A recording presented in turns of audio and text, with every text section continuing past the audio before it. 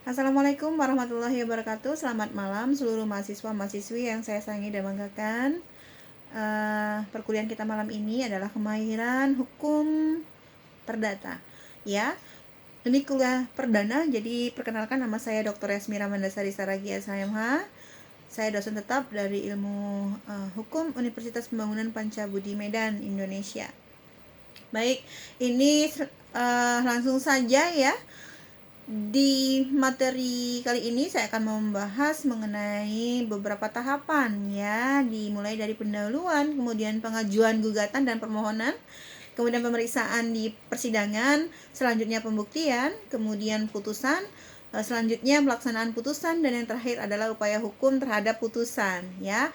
Ini tahap pertama, saya akan membahas pendahuluan, yaitu terdiri dari dasar-dasar ya hukum acara perdata. Yang pertama kita membahas pengertian dulu ya. Pengertian hukum acara perdata saya ambil di salah satu pakar, yaitu Sudikno Mertokusumo.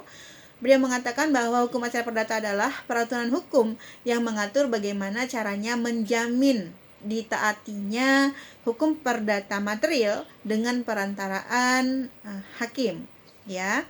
Ada juga tanggapan dari pakar Retno Wulan Sutantio, tapi saya hanya mengemukakan yang dari Sudikno Mertokusumo.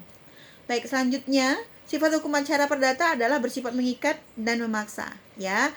Kemudian adanya perkara bergantung pada inisiatif dari penggugat. Jadi artinya penggugat itu harus ekstra ya, harus aktif ya, karena ini bergantung kepada inisiatif dari penggugat.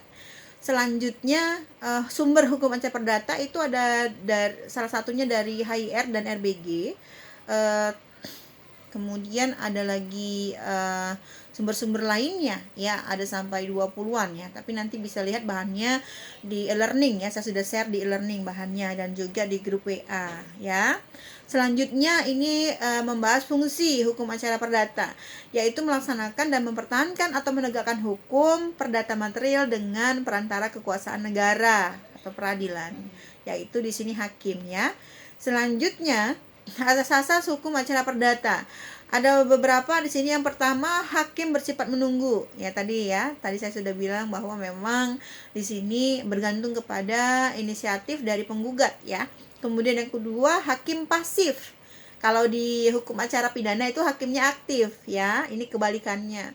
Kemudian yang ketiga, sifatnya terbuka persidangan. Sifatnya terbukanya persidangan ya. Keempat, mendengar kedua belah pihak. Yang kelima, putusan harus disertai alasan-alasan. Yang keenam, beracara dikenakan biaya. Iyalah, nggak mungkin gratis kan. Harus ada biayanya ya, mendaftarkan gugatan ada biayanya ya. Kemudian yang terakhir adalah tidak ada keharusan mewakilkan. Oke, selanjutnya sejarah singkat terbentuknya HIR ya. Tadi ini salah satu sumber dari hukum acara perdata, yaitu ini perancang HIR adalah Ketua Mahkamah Agung dan Mahkamah Agung Tentara pada tahun 1846 di Batavia.